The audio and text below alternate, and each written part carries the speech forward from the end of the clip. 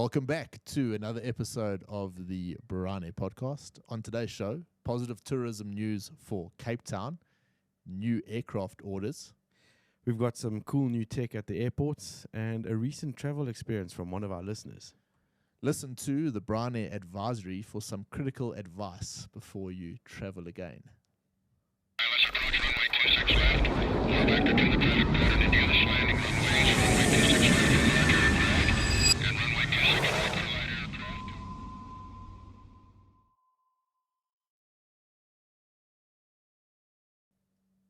Hey, pal. Hey, cuz. Welcome back. Hey, man. Number 105. I've been looking forward to this all damn week, pal.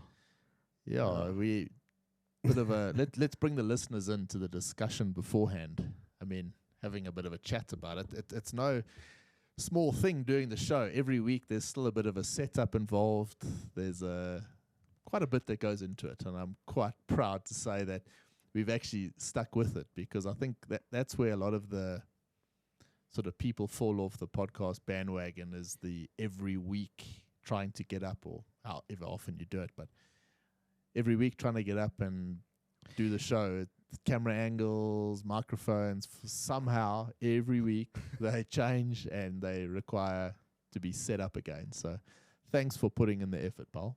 No, thank you, man. It's awesome. You know, it's consistency is key, and I think it's a one thing that we've got going every week, sometimes twice a week. It just keeps that cadence going, and you know, we need it. That rhythm, that vibe. Yeah.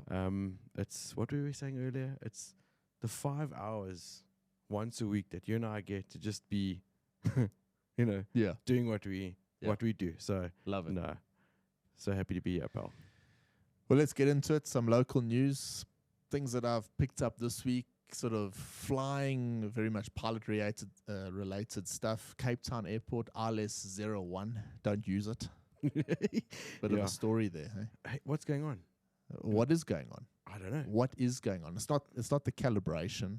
It's what is it? So why is there a ARP out to say that you cannot use ILS Runway 01 at this time of the year in Cape Town? When it's needed the most. Are you joking? I mean, you know, winter time in Cape Town, you know, the fog, early mornings, late afternoons, you need that capability. Yeah, so it's probably very vague. The most used ILS in the country, you can't use it at the moment. So exactly. It's pretty ridiculous. As one of our listeners has said, it's one of those. The 01 is the favored runway during winter time. Yep. You got the northerly prevailing winds. So, why decommission that ILS this time of the year? Skullduggery? Well, I don't know. Why? That's the one question. Why is it decommissioned? The other question, obviously, it's been kept very much under the radar. Certainly, there's nothing legitimate that I can find as an explanation as to why this has happened. There's no formal explanation. No. And if you get caught using that ILS and something does happen, you're in shit. Yeah. So avoid that ILS. Go around to George, I assume. And that's the problem, man. George's not a 24-hour airport anymore. So PE. If you're a 24-hour operation. Where's PE? Does that place exist? The Berka. a Berka, I think. Yeah. Whatever they call it. Yeah, but nonetheless, one of those things, we see too much of this in South Africa these days, and especially with no formal explanation. Would like to hear as to why that has happened, and maybe by the time this episode comes out, there is some formal explanation, but certainly when we're recording this show, it's not there. Well, we hope so, man. News local, possibility of a jet fuel crisis in South Africa. What's going on there? Well, let's explain what that's all about. I mean, yeah. So the Energy Department said that it was worried about the availability of jet fuel for airports after Sasol has declared a force majeure on petroleum products due to late shipments. Now, the last time I thought I'd heard the word force majeure was during the COVID hoax 2 years ago. Anyway, Sasol Oil has had to temporarily shut down. COVID pandemic. Sorry, you mispronounced it there. No, it's a hoax. Oh. It was a hoax. Sorry. Well, let's agree to disagree on that one. But yeah, Sasol Oil has had to temporarily shut down South Africa's Natref refinery over the weekend They've said that the delays were beyond their control and had impacted the availability of crude oil feedstock for processing at NatRef. So when I read the story, Yeah. I read that they had this could have happened and they made provisions for it. But I think they forgot about the airports and the Jet A1. Exactly. That's exactly what happened. Yeah. They made provisions, but not for the airlines. So yeah, Bit of back stand by for maneuvering there. What concerns me is what is this going to do to the price of jet fuel or Jet A1 in SA? You know, the fuel supply is pretty scarce at airports like Polokwane as it is, that a lot of charter companies use as a transit airport between, or a tech stop rather, between here and like Zimbabwe, Zambia, Botswana. You know, what's going to happen? Not the end of that story. There'll be more of it in the coming week. No doubt about that. A few people, non-aviators, when they speak to me and they say they listen to the show and whatnot, and they say they flying on SAA because they get their vitality through SAA. So they used to fly with BA and now they're flying through on SAA. So that's cool. Nothing wrong with flying through SAA. Somehow SAA got the lion's share of the advertising for the vitality, but SEME, you can use your vitality. You can use your vitality on all the airlines. Yeah. So it's not just South African Airways that you can use your vitality. So just throwing that out there, not telling people not to fly SAA, but SEME obviously an option I would look at before SAA from our point of view. Look, I'm just being stupid here, but doesn't the likes of SEME or SAFE or Airlink, for that matter, offer you more frequency for your vitality? They do, but I understand where people came from. A few weeks ago, the article came out, was in quite a few newspapers, about this whole vitality thing, and SAA are now part of the vitality network. Yeah. But the other airlines were already part of it. And it almost appeared to some that, because Comair have closed, because remember, Vitality shifted across to these other airlines before Comair closed down. Yes. And SAA actually got their marketing quite right, probably by a bit of luck, where they were marketing the Vitality partnership at the same time that Comair closed. So a lot of people reading the stories assume that SAA had taken over the Vitality partnership. Okay. But it's not only South African Airways. It was unique to Comair when they were around, but now that they're not around, Vitality have spread their wings and they are available. You can use your Vitality on other airlines as well. Yeah. Well, that's awesome. I mean, far be it from us to make the public aware of that your vitality points can be used on better airlines. Oh, that's a word, I suppose. You want to for a more better service. Well, more options. Yeah, that was the word I was looking for. More options. Thanks, guys. Yeah, got a few more options. I knew I could rely on you for that one. Anyway, that's have a look there. It's worth it. Cool. There's some positive news in Cape Town, for Cape Town. Cape Town leading the tourism sort of race here in South Africa quite easily at the moment. The US carriers, Delta and United, they were having a bit of a battle to see who could fly into Cape Town and when. They both have rights to fly to Cape Town. So very, very good news for South Africa's tourism industry and for Cape Town in particular. There was a bit of work that went on as well, so it was something that they actually had to fight for. Delta and United had to put forward their proposals and actually ask for more frequency. There weren't enough frequencies available, so they had to ask for more. They got more, and now you will have the option of flying on both of them. So Delta applied for and received 3 direct flights a week from Hatfield, Jackson, Atlanta. So Delta already said it's going to use its flagship 350-900 on the route, the same aircraft it uses on its Johannesburg route. And they've also the carrier's got 6 flights a week between Atlanta and Joburg. It also has rights to the triangular route, Joburg, Cape Town, Atlanta, which will start later in the year. So heavy investment into South Africa. Oh, that's cool, man. United, they're going to operate direct flights 3 times a week between Washington Dulles International Airport. Airline said it will use its 7879 Dreamliner. United already operates direct flights between New York and Johannesburg and to Cape Town. So great news. We'll chat a bit later on about what's going on in Europe at the moment. But if I'm going to travel anywhere on holiday right now, ain't going to be to Europe. It's going to be to the States. No, listen, and with the options that are available for us to connect us directly to the States, that's awesome news. Yeah, pretty that's good what we news. want to hear. Very good news. Staying with the Western Cape, they are firmly focused, Ryan, on using events as a way to promote tourism. You watched the rugby on Saturday? Yeah. All right. While we're there, well done to the Booker. Yeah, well done, Booker. Thanks for making us, proud. Thanks for not ruining our weekend. Yeah, no, it was a great match to watch. It was a lot of excitement. Thoroughly enjoyed the last 3 weeks of entertainment from both teams. And what a series. Yeah, it was cool. And this isn't a sports show. No. But it's worthwhile having we sports fanatics, so worthwhile having a mention about it. The way the Welsh team went about this whole tour was pretty awesome. I think their captain Dan Bigger was so pro South Africa. It was actually just really nice to see, and it was a hard fought series, and it went the Bokkers' way in the end, which is really cool. But conversation started by talking about events. Sporting events are a big way that particularly Cape Town can attract the overseas visitors.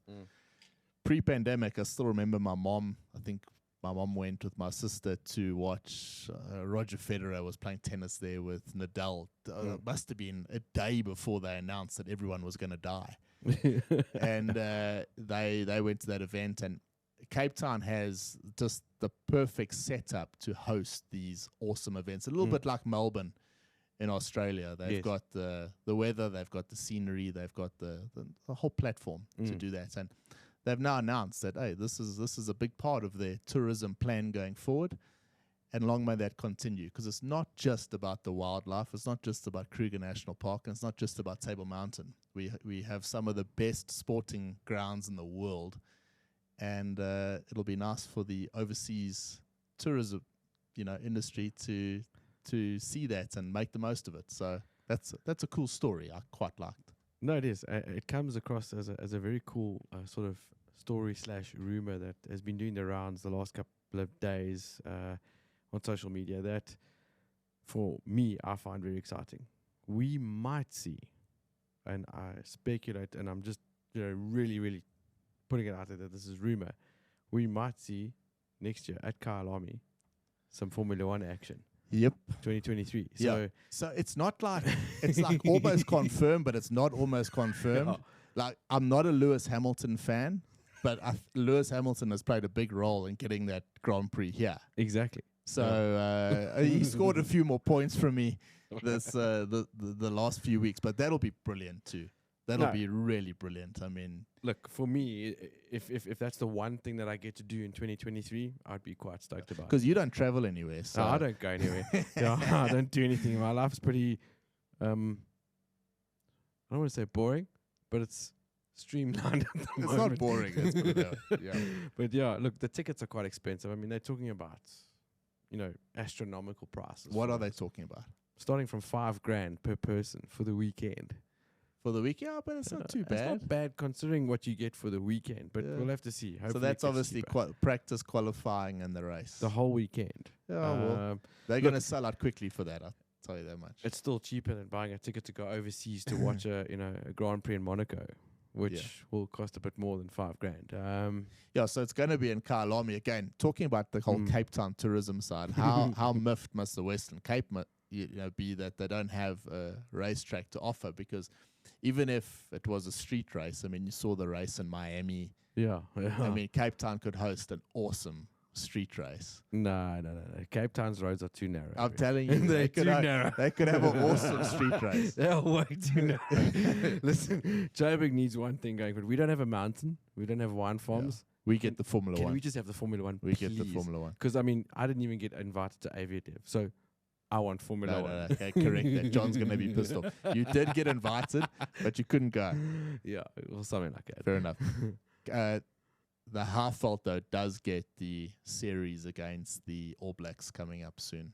Yes. So 3 weeks' time. Yeah. I think one game in Pretoria, one in Ellis Park, as far as I know. So for the most part, I think what we're finding exciting is that the weekends, Saturday afternoon, you can light up that fire, crack open a beer, and things start to feel normal again. A bit of sport going on the TV in the background. Yeah. Some of your, I hear you. loudmouth mates around. Do you know what I did on the weekend?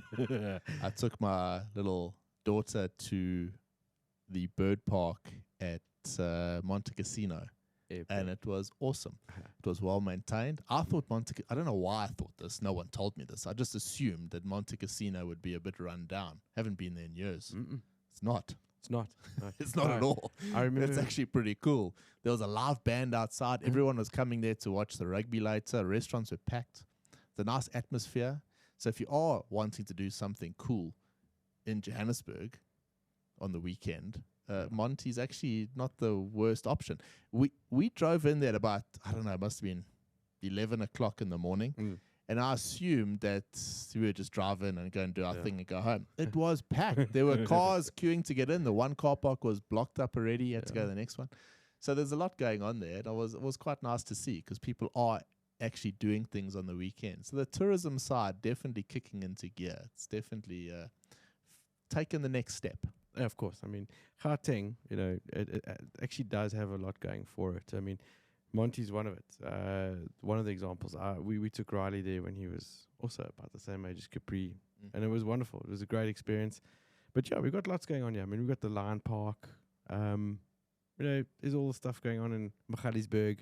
Yeah. So yeah. We used to going there on the bikes, and it's always more fun going there on the bikes. But I think with a family and that is pretty cool to go there and relive all those things again. There's actually a lot going on, so you can still have fun. Yeah. Today's episode is sponsored by South African Tourism. It is aviation / travel. All right, let's get into something a bit more. Did you see the accident? There was a proud two-striper wearing very big aviator shades. And departed off. You don't want to make fun of it because it's not a nice thing. No aircraft accidents a nice thing to see, but it has been doing the rounds on social media. It's been on Facebook, been doing the rounds on WhatsApp, and light aircraft, another one in South Africa, another prang gets airborne from what. There's a lot of people defending this guy. The stall warning was going off, and he was pulling the stick back. So. I don't know where the defense is, and he was turning to the left with a wing drop and then tried to correct it with aileron. So it's everything opposed to what his training would have been, and straight into some power lines. I don't know. What was it? Was that showboating? Was that... It wasn't flying. It wasn't flying. But I mean, again, was that showboating? Was it a lack of proper training? I don't know. What is it? Why are there so many accidents at the moment? The CIA actually put out something a few months ago to say... Guys, what's going on? There's too many accidents. Man, the amount of light aircraft crashes in SA at the moment. Yeah, it's going ludicrous. Mad. Yeah, ludicrous. Crazy. Too many. Way too many. It's frightening, man. It's frightening. So, not going to make fun of the whole thing. Go and watch it yourself. It's on social media there. I saw it on Fly Africa. But it's clear as day as to what happened. Just no respect for the stall warning. No respect for the fact that there might have been slightly heavier aircraft to what the pilot was used to, and a turnout after takeoff at 20 or 30 feet for what? What are you trying to achieve? So in an airfield that's that close to power Stanford, lines. I believe. Power lines, man. Yeah. How do you hit power lines? Yeah, so how was your threat and error management before takeoff there? Yeah. I don't know. Yeah. Leave it. Move on to the next one. Because there was another prang. This one, the people on board, not so lucky. That cargo plane operated by a Ukrainian airline carrying munitions from Serbia to Bangladesh crashed in northern Greece, killing everyone on board. No, you don't have to be a rocket scientist to work out what they were carrying and the mindset that they might have been under at the time. So that was a terrible one. And by the sounds of it, there was a radio call, there was a fire, and one can only imagine that what happened there. Frightening, man. I hate talking about plane crashes. So do I. Some of them are quite funny though, because I mean, did you see this Juba Airways, the Fokker 50 that crashed? Yeah, you told me about that earlier. What happened there? So Juba Airways Fokker 50 aircraft crashed at Aden Ade International Airport in Somalia on the 18th of July 2022. The airline confirmed the accident and announced that all passengers and crew disembarked the aircraft safely. There were 30 odd people on board. It's a 31-year-old airplane that was operating a domestic flights locally in Somalia. And the aircraft landed, flipped over, and there was lots of footage going around about that. It's like that seems to be happening a lot in Africa. Like, what are these oaks doing? What do you do? How do you flip How do you do a it? Fokker 50 size airplane full of people at the back after landing? Like, what's going on? Yeah, going off. I don't know. know. Get it sideways on landing, start sliding, and try to correct and overcorrect, and next thing you're on your back. Yeah, I know. Look, it's there's too much of that going on. We are not the NTSB. No. However, No. But yeah, anyway, that happened. Go check it out. So yeah. Air Cairo this week, they added its first ATR 72-600 on lease for the first of 6 to be delivered by the end of 2022. That's in addition to 10 of their 320 Neos being delivered this year. So that part of the world definitely picking up in terms of aircraft deliveries. Good to see African company taking on some real modern new-gen aircraft. My man. TARG of all airlines. Yep. A220-300s. I think there's 6 of them being leased from 6 twin jets to replace their 737-700s. Yeah. How nice is it to see, that type of equipment being introduced into sub-Saharan Africa? I was quite excited to see that. It's brilliant That's to see. Awesome. Yeah, Africa traditionally a real dumping ground for older gen aircraft, and now some real new aircraft coming our way. Nice to see. We're getting some lacquer toys on the continent, so I love it. It's we couldn't ask for better, man. That announcement was made at Farnborough that you and I were not at. Why? Yeah. Got to do the podcast. At big announcements on the first day of Farnborough, the real big one, 100 737-10s, the biggest commercial aircraft commitment announced on the first day of the air show there. That was for Delta. They also had a customer signing event with All Nippon Airways on the first day of the show to mark the recent firming up of 30 737 MAX 8s and conversion of 2 of its 777-9 passenger aircraft to freighters. So 2 big orders there for Boeing. So 100 firm orders plus the option for another 30 on top of that for Delta, which is likely to happen if you have a look at what's been going on. I love seeing the confidence in the MAX type, eh? Like, in a short space of time, guys have realized, hey, the type is not that bad, and the orders are streaming in. So, but let me tell you something about the MAX. So I picked this up the other day. The Dash 10, the MAX Dash 10, that needs to be certified by the end of the year. I think, I don't know what date it is in December. I think it's mid-December. Okay. The MAX 10 has to be certified by the FAA before that date, and it's touch and go. If it's not, that aircraft has to be redesigned to include a crew alerting system, an ICAS system. For the MCAS? No, it's got nothing to do with the MCAS. Okay. The Dash 10, so the Congress in the States put out a law that says post the end of 222, certain date in December, all 121 airliners have to have a crew alerting system.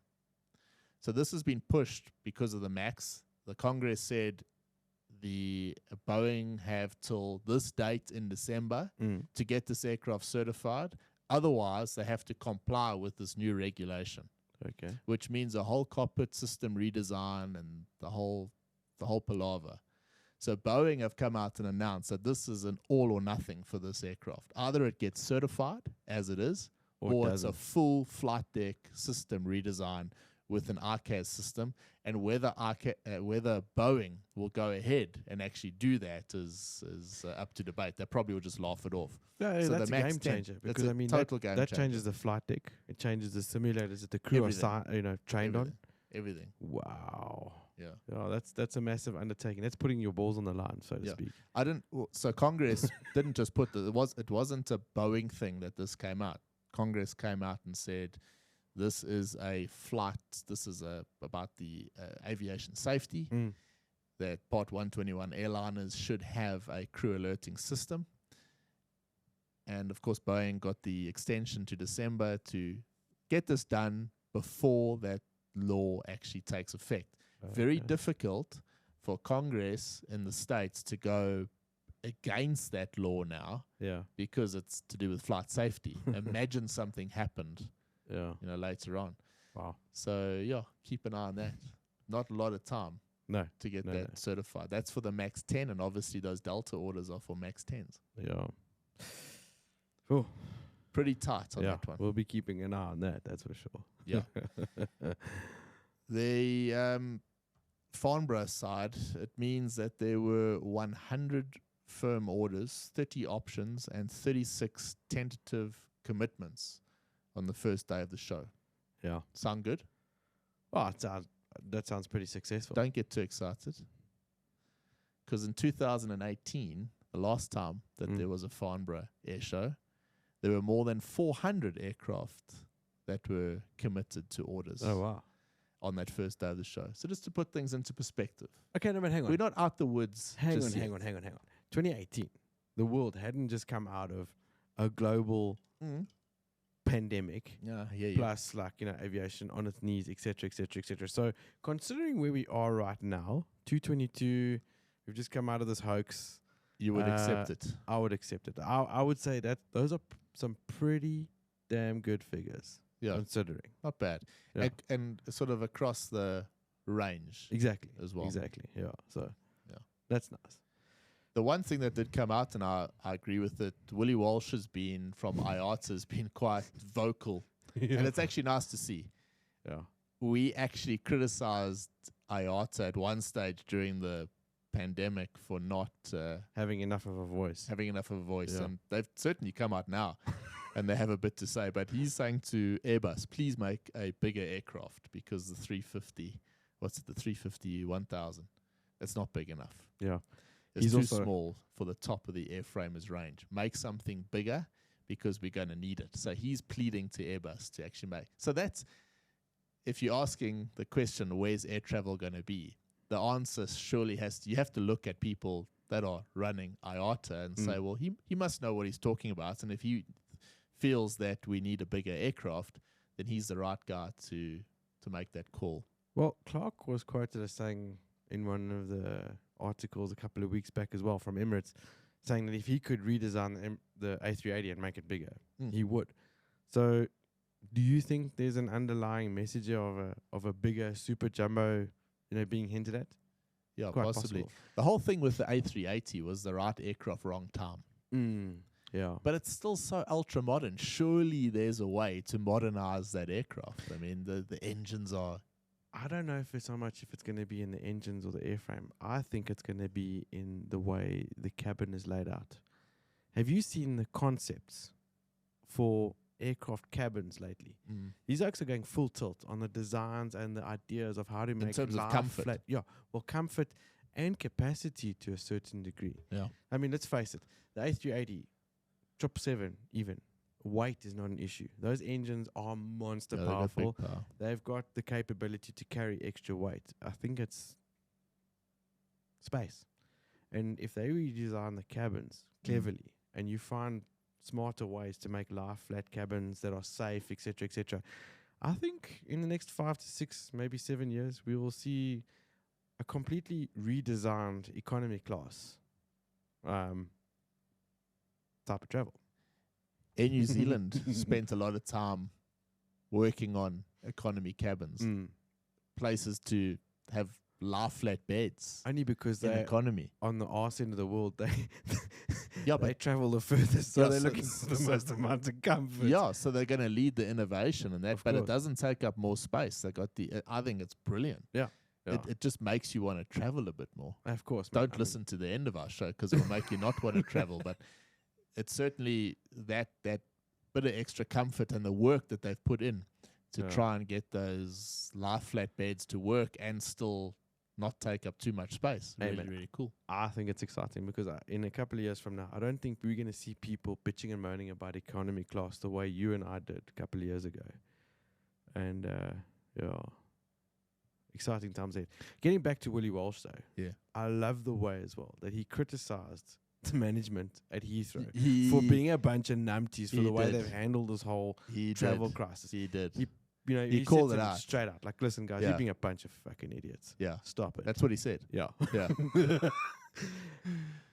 So he's got my vote, 100%. There's a cool article actually. If you want to have a look at that, I'll leave it in the show notes. It's from Simple Flying, and he just basically slams Heathrow for their lack of preparedness. Yeah. So it's probably I read a few of them the same sort of story. That was the best one, but he really does come in and slam Heathrow. You can tell he doesn't have much time for them there. Yeah. So it was quite nice to see. They needed the slap. They They did. needed it. Yeah. They did. 100%. Carrying on from a bit of a story last week, Emirates and Heathrow, they've sort of made up their friends again in certain respects, because Emirates basically said that they're just not going to comply. They're just going to carry on as they were. Yeah. They've now come out and said, okay, they'll play their part, and they've sort of shook hands and walked the opposite direction. So there's obviously something that's gone on there, but they're not happy about it, and it's Clark said it's a wake up call for the industry. Yeah. So you can't have airports now dictating what's happened. Like it's just been horrendous. But we'll get to that a little bit later on. Look, I must say, watching what's been going on in the Northern Hemisphere this summer is actually quite funny. I mean, the Europeans are moaning about The this heat heat wave. wave. So if it's not the 34 degrees Celsius that are getting the people, freaked out there, it's the tarmacs Oh. that are melting and the Yeah. airports are closing. You don't have baggage handlers because it's too hot. Jeremy Clarkson's been hilarious to follow on Twitter lately. Really good, but a lot of good comments coming out. But Ryan, it's a sign of the times that we are in. Exactly. You go back 15 years, 10 years, and you watch Sky News, and they show England gets flipping hot. I lived there for a couple of years. So does The France. hottest.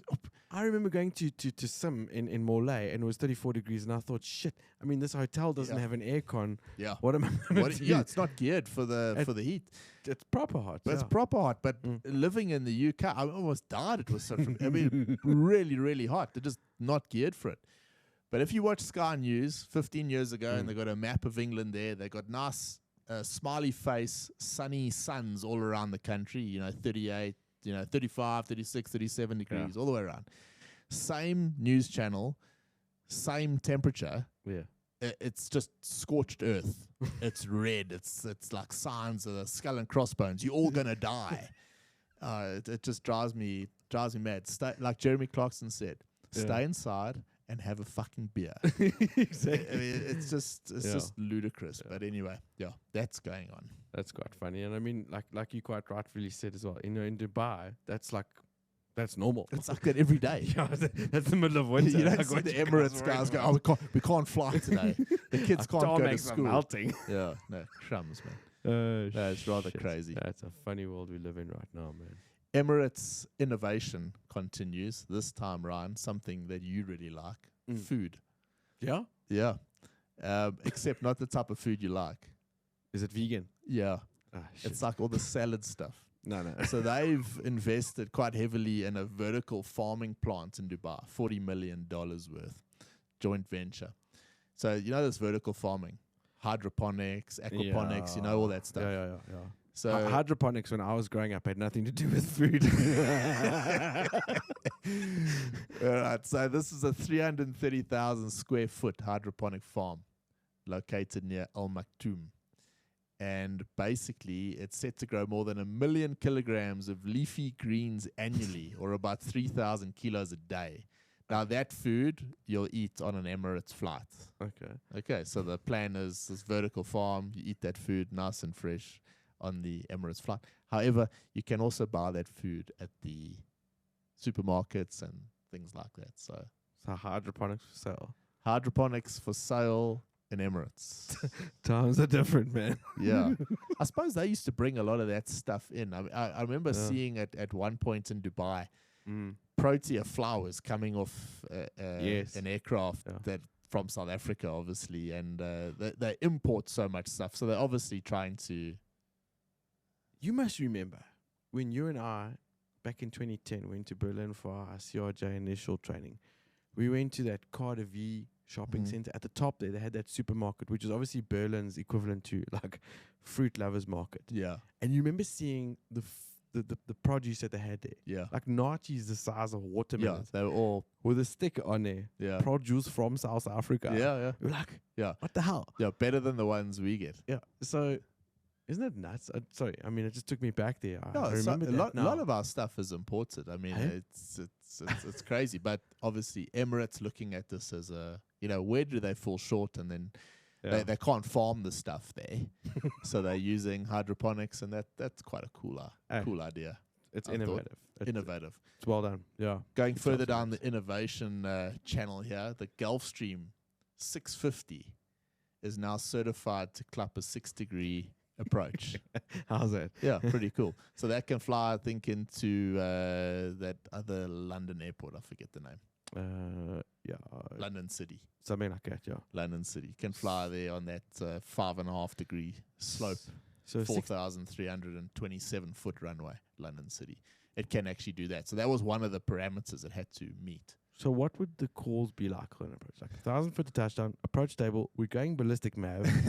Your calls. Yeah, well, it's quite cool that stuff like that is certified, because a 3-degree slope, if you look at a city, is not always overly viable, is it? No, look, I mean, you got lots of tall buildings. Yeah. It's quite something. So if this gets approved for this aircraft, I mean, surely the passenger carrying aircraft can do the same thing. So you might see more of this going forward. But along the lines of the corporate jet, vibe as well. Was it the Global 7500? I think it's just been certified to fly sustainable aviation fuel. Yeah. Redonkulous nautical miles. Yeah. We're actually going to talk about it later on this Yep. week. We're going to make a special episode about sustainable aviation fuel. Aviation fuel. Hydroponics. Mixed with jet fuel. But yeah, these aircraft that originally are quite efficient and capable of flying stupid long distances, I mean, combined with this fuel, it makes them ridiculously efficient. It's nuts. I haven't read a lot about these business jets for a while. So in looking at this article, this 800, the G800, That's right. Yeah. flies to maximum speed of Mach 0.025 and operates at 51,000 feet. So these are serious aircraft. They go one hell of a distance, and now they can land on a relatively short runway. I mean, it intends to fly up to 8,000 nautical miles. So it's insane. Yeah. No. I mean, the specs on that as well, and the cabin altitude as well is maintained. You can fly at like 51-something thousand feet and have a cabin altitude of like 4,500 feet. 4,500 feet. It's like, Yeah. You don't even need a shower to feel that fresh. Pretty crazy. Crazy. Yeah. Pretty crazy. Yeah. I got something cool for you. You'd appreciate. There's a new technology out at airports. It's named parallel reality. So a cool name from the start. So what this is, when you check in, you take your boarding pass and you have to agree to it first. They ask you, do you want to be part of the parallel reality sort of program? So if you agree to it, cool. This camera takes a picture of you and you scan your boarding pass and off you go. Now what that does, now this is at Delta, so it's in Detroit at the moment. It's at the Wayne County Airport. When you go into the terminal, the what do you call them? Like flight announcement boards or whatever. Yeah, the flight announcement boards, the big massive boards they've got in America. You know, they got 30 bloody, they've got 100 of flights on there, you know, because they got flights every 2 minutes. So these television screens, if you can call them, they're massive. Yeah. But with this technology, the board, the computer that's running the board can identify your face. And because it can identify your face, and you've scanned your boarding pass, it knows what flight you're on. So it ties your face with your boarding pass and obviously your flight details. And it changes the pixels ever so slightly that only you can read that board from that angle. Bullshit. Yep. No way. So it says, "Good afternoon, Ryan Parrock. You're on flight." No way. Yep. XYZ. Boarding at this gate at this time. Flight is on time. It's only telling you your particular details for your particular flight. I'm sitting next to you. I'm on another flight going in another direction. Yeah. It says, "Hi, Brian Roosevelt. You're on flight XYZ. You're flying at this." No way. Legit, eh? All from scanning your boarding pass and scanning your boarding pass. It takes a biometric photograph of yourself, and then the board. It works on 100 people at a time. So there can be 100 people looking at this board, all at slightly different angles, and that different angle, sort of, I don't know if it's the polarization or what it is. You're able to. Only you can see the information that you need from the to you. From the angle that board is looking at you. So it's obviously knows that that's you, that's your flight, and it's going to give you all the details. Okay, that's a bit cuck. Like, it's cool. Why? But it's cuck. If you're a tour guide, okay, now imagine now, you're one of these oaks that's taking 100 school children with you to Disneyland. Yeah. And this thing checks your face. I don't think people do that anymore. Like, no, but seriously. Yeah, I mean, but imagine I how mean, you sorry, I'm playing devil's advocate now. I just know from the charter market, like there's a lot of that going on. You got tour guides, you leading a group of 30, 40, 50 French tourists. These guys come to South Africa, they can't see the board. Yeah. It's not that it's in here in the moment, but the board also projects the information in your language of choice. really. So once a customer logs in, they're identified by the motion sensors and a specific moving object tied to a specific customer record. And then the display knows to direct specific information to the moving object even as they are moving around. So as you are walking around, the pixelation changes so only you can read that sign. You think the whole of the airport can see, "Hey, Ryan Parrock, you flying here." Nah, only you can see it. That is nuts. Pretty cool, eh? I suppose, I mean, geez, that's something to get your mind around. Right? Yeah, stuff like that's coming. That's I mean, hectic, it's this individual sort of approach where people want to know, they want to be spoken to. Yeah. Just So like that's this British Airways customer that received the mid-air email telling them that their forwarding flight had been cancelled. Yeah, jeez. So would you want to get a mid-air email to say that your next leg is no longer there? Yeah, that's going to really piss you off because now That's there's gonna nothing you suck, can eh? do about it. You stuck You- there. You can do nothing. You can't phone anyone. No. Can't complain to anyone. You know that those people are all going to complain to the air hostess and say, my next leg is cancelled. What do you recommend I do? And they're going to go, whatever, bro. Yeah. You're going to sit there in the middle of like your 4-seater aisle, what was that, combobulation? Yeah. That shit seat. Yeah. And the person on the aisle seat's not going to give a shit because they've got the better seat than you do and they're not worried about your problems. Yeah. And you can moan into your bottle of apple juice. Yeah. Okay. Crazy, What yeah? a gas. And that leads us on to our story of the week. So I asked on our last show, if you are traveling and you want to send us a bit of information, it does help because it puts things into perspective for us. There's a lot of stories around at the moment about traveling, the difficulties of traveling, lost bags and all that. And they don't always sort of ring true unless someone has been affected by it. So Fran Laidler got hold of me. You know Fran. Yeah.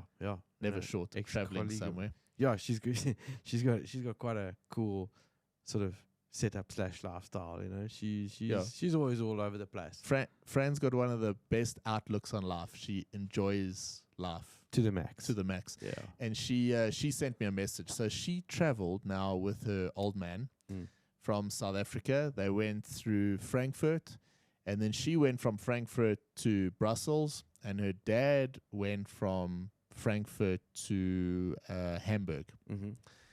And they both had very different trips.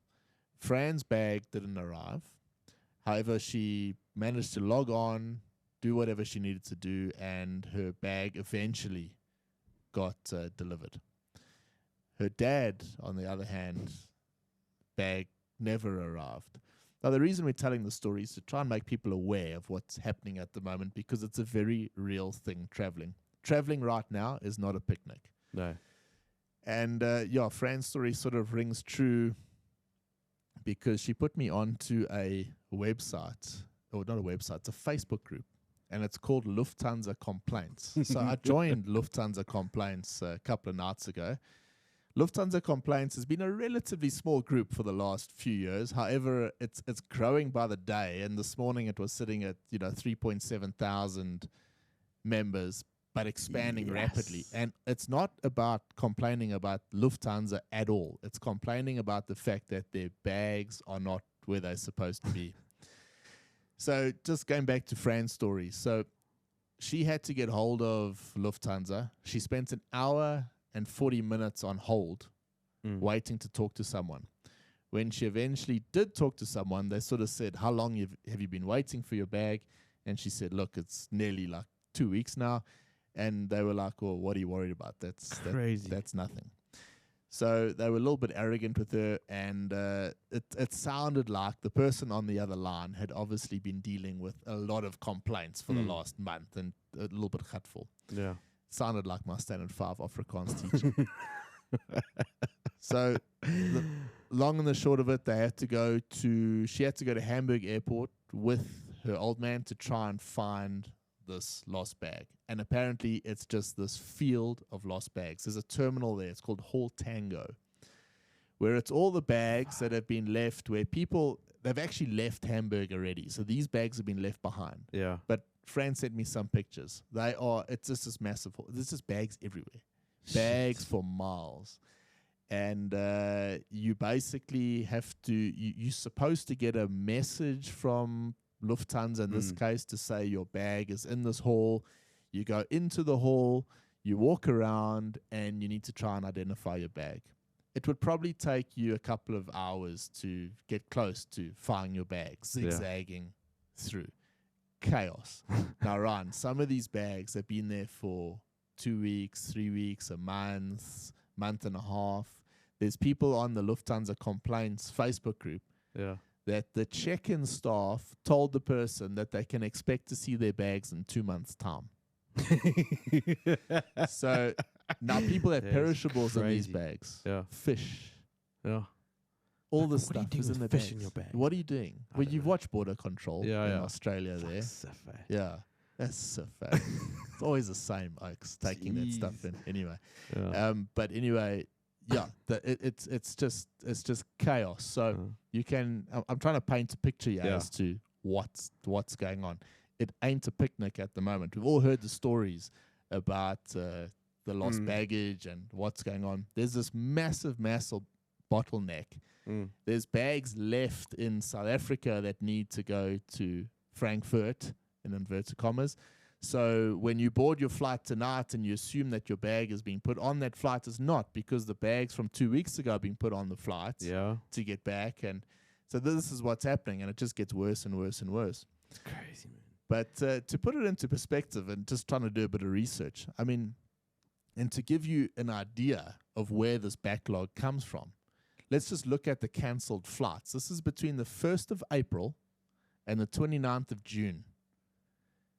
Now, that's nothing compared to what it is now, okay, because it's worse now. Yeah. So the end of June was like, it was still manageable. Yeah. But now is worse. So this is only 1st of April, 29th of June. Amsterdam Schiphol, they've cancelled 14.2 thousand flights. Frankfurt, 8.6 thousand. London Heathrow, 8.2 thousand. Gatwick, 6.8 thousand. Munich, 6.4 thousand. Oslo, 4.1. Charles de Gaulle, 4.1. Milan, 4. Dusseldorf, 3.9. And Istanbul, 3.8 thousand flights have been cancelled in that period. Now, it's one thing to cancel a flight. You're not on that flight.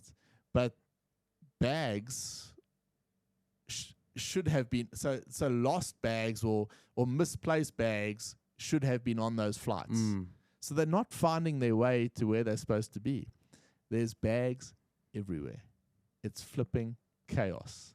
If you are flying through Europe at the moment, you have to be aware of the fact that this is what's going on. It's not just like Fran's case and Hamburg and Frankfurt. It's happening everywhere. And you just sort of got to be aware of it. I mean, imagine traveling with a small child. Food, nappies, all that stuff is in your bag. You expect prams. There's a haul. There is a haul of prams. Yeah, prams and baby seats. Yes, there's just a haul. I mean, you can't believe. Let me tell you, you don't mess. Like if you tell your child like their favorite toys and whatever is in that bag, and that bag doesn't arrive. Holy shit! You will not explain your way out of that. Your holiday's going to be shit. Let me tell you, your holiday's going to be shit. But I don't think it's limited to just Europe. I saw there was an article, the U.S. Department of Transport comments on the rising passenger complaints number. Passenger complaints in the U.S. have risen by 300%. I've no doubt. U.S. Department of Transportation said more staff are processing complaints and that further action could come by the end of 2022. Increasing air travel demand coupled with staff shortages are creating a rise in flight cancellations, delays in the U.S., and they can't keep up. I've no doubt. They cannot keep up. They've had to increase their staff just to deal with complaints by 38%. So that the staff they're hiring is not the staff to try and fix the problem. It's the staff to deal with the complaints. I'm so sorry you lost your bag, sir, but it'll be with you in 3 months' time, okay? However, the Europeans are definitely more compliant when it comes to things like this. So if a European is told, listen, you're not going to get your bag for a month, it's kind of like, okay, you must deal with it. America is less compliant in that respect. My wife always laughs at me because I love those old movies, those National Lampoon's movies. So the National Lampoon's European Vacation, where it's like every time he runs over someone on his bike, the oak like apologizes to him because he ran him over. But this is what's going on in Europe at the moment. Now, what can you do? Now, Fran's wait for the bag was 2 weeks or whatever. She eventually found the bag. They went to Hamburg. They looked in this Hall Tango, and they found her dad's bag. They never told her that, hey, the bag is there. So you had to go, just like... Yeah, so they just, let's take a chance. They went there, and they found the bag. Okay. But there's a lot of stuff that's lost. Now, bags have been tampered with. Bags are open. There's people that have arrived with their bags. Now, this is from this Lufthansa complaints website. They found their bags, but their bags are empty. There's nothing in their bags. They've got their bag, but it's gone. So it's a bit of a thing. Now, what we're trying to sort of promote tourism and travel, and part of our MO here is to make sure that people keep doing it. So, what can you do? And I see people make some sort of critical mistakes when they travel. Don't leave old baggage stickers on your bag, first of all. So some people collect them. Never do that. No. People collect them. They try and show how much they travel, so they leave all their old stickers on. Shit idea. Don't do that because there's not enough time for these baggage handlers at the moment to scan every one of those tickets to see which is the right one when your bag is lost. Exactly. Because that's your identifier. Yeah. Take your stickers off. Take the old, identifiers off that bag. Yeah. A lot of people these days, they buy their tickets not through travel agents and not through the airline itself. They use these third-party apps and that are available. Sometimes it's much cheaper to get their ticket through that app. Nothing wrong with it. However, the airline, they may not have all your contact details. They may not have your email, your contact number, all that stuff. You need to make sure that the airline has all your details. Yeah. They need your email and your cell phone at least, so they can send you a message to say your bag is in Cairo. yeah, Yeah. somewhere where it's somewhere else. It's just not here. So make sure that is there. If you're connecting and your flight is less than 2 hours in Europe at the moment, forget it. You will not get your bag. So make peace with that. Pack your bag in such a way that there is nothing in your checked-in bag that you need the next day. If your flight's less than 2 hours, you will not get your bag. This isn't. This is ridiculous. You will not get your bag. That means like if you and I were going out to Morlaix still for some you training, will not get your bag. you wouldn't get it, eh? You will not get your bag. That's ridiculous. Yeah, you will not get your bag. So you That's have to because make of staff shortage. yeah no doubt. baggage handlers, the whole whack. So it's from check-in all the way. Yeah. You will not get your bag. It's not even because there's a staff shortage today, Ryan. It's because there's 2 months worth of Backlog. So they've got to get the poor dude in Morlaix's bag that hasn't had it for 2 months before they get yours. Yes. And this is the other story that's happening. So what's happening is you go to a destination for a few days. Let's say you hop across from Frankfurt to Berlin. Now you're in Berlin for 5 days. You don't get your bag. So you fill in your online thing, you've lost your bag. Now you don't get your bag. You fly back to South Africa. You get a message a month later to say, your bag's arrived in Berlin. And you got to get that bag back to South Africa. Yes. So it's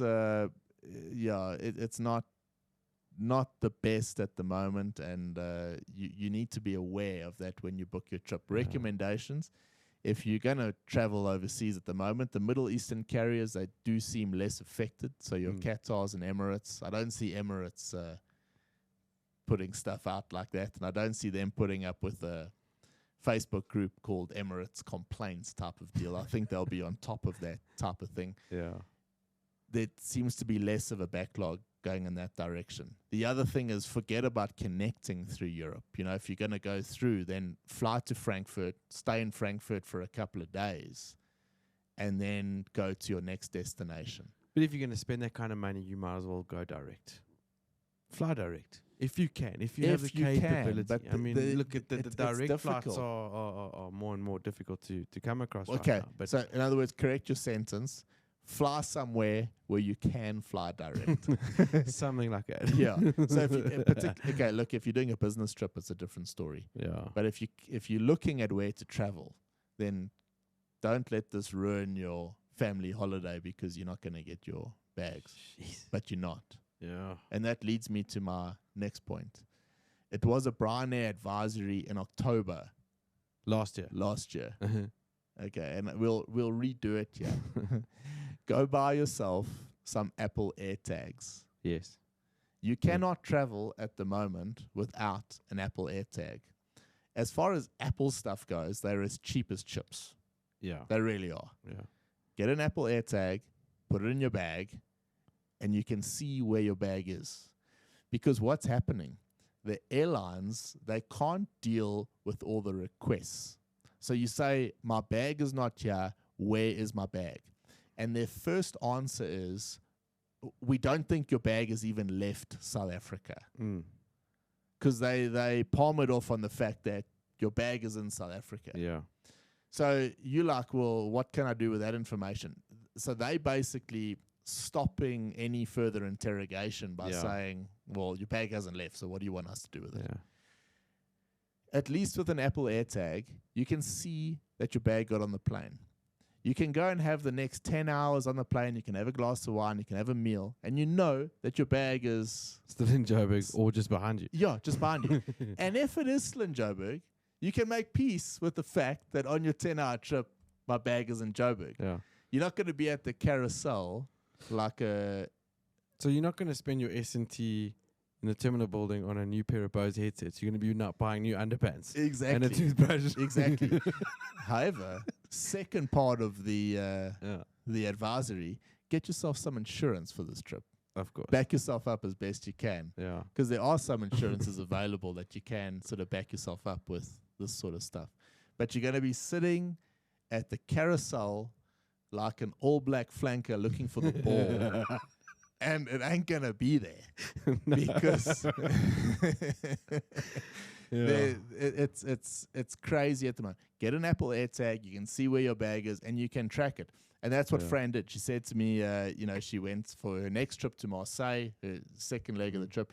She got an AirTag. She saw that her bag was on the plane. She knew where it was. She knew what carousel it was at.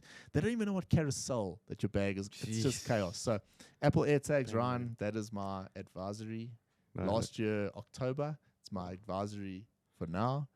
And it just shows that the Brian Air podcast is so ahead of its game that it anticipated this luggage chaos and recommended this probably too early. Can I tell you, following that advice of yours, my wife went and organized herself some AirTags. And she's made sure that my car's got an AirTag, my wallet's got an AirTag. She tracks me. She's not interested in losing that stuff. She knows where her husband and her light is. Yeah. It works for more than one application, so to speak. It does. And obviously, you name the tag, Ryan. So you'll say, Ryan's wallet. So you could take that out and put it somewhere else. But well worth it. If you're traveling and you want to make sure your bag arrives, and go get yourself an Apple AirTag. That's a great advisory. It's the only way you should be doing it right now. The only way. At least we're talking about traveling and the difficulties associated with traveling right now. And not talking about the fact that you can't travel. Exactly. Yeah. I just love the way the conversations that we're having on this podcast right now have just gone other way around, and so it's cool. Yeah. Very, very awesome. A special mention for the week, I'd like to give a shout out to Kendra Evans. You know Kendra? Yes. Kendra came to Sim Aero and spent a bit of time with us. Andrew's daughter, lovely, lovely girl. And she's just passed her 6 Hong Kong ATPL exams. Wow. Yeah. Well done, Kendra. Yeah. Gee whiz. That's... knowing her and having spent some time with her, it's quite obviously evident that she's going to be successful in whatever direction she goes, and she's chosen to go in the Cathay sort of Hong Kong direction, and she's doing her exams and she's doing really well. So shout out to Kendra, well done. That's cool, man. Passionate aviator, comes from a passionate aviation family as well. So, well done, Andrew, and well done, Kendra. What about John Howell, Duncan Gillespie, and John Ostrower, who were sending us selfies from Farnborough this week? Yeah, pretty cool, eh? The 2 Johns and Duncan. Shout out to them, It was really cool to see the guys out there, sweating it out in the heat at Farnborough. It looked really cool. Yeah, but they sent us some messages to say that they were there and all met each other. It was really, really cool. Nice to see. Yeah. Wish we were there. Yeah.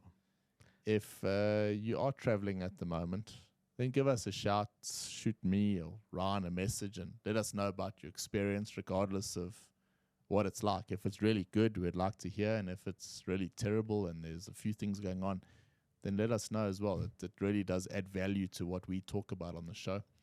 And as always, I'll say, if you've got to this part of the show and you're still listening to the cuck that Ryan and I have to say, then you've obviously enjoyed it, and then it's probably worth sharing on to someone else that you might think enjoy our nonsense that we have to talk about. Exactly. We really do appreciate the shares. The show grows ever so slightly every week, and that's because people sort of pass it on to their friends and family. So we really do appreciate that. Please keep that going. Yeah, if you have listened this far, thanks so much. We really appreciate it. And if not, well, at the very least, Brian and I got to spend an hour and 5 minutes talking shit to each other. Yeah. It's kept us out of trouble from home.